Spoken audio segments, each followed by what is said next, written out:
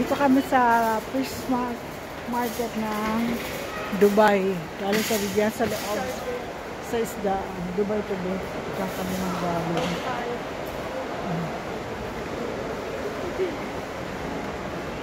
Bumili kami ng isda.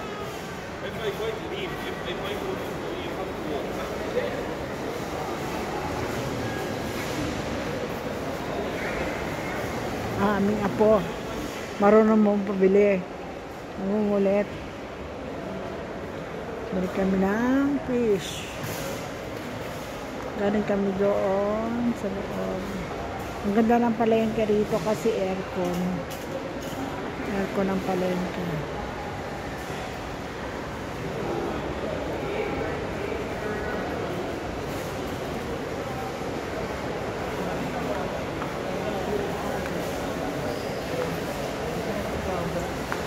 Okay mga lola, thank you for watching. Bye!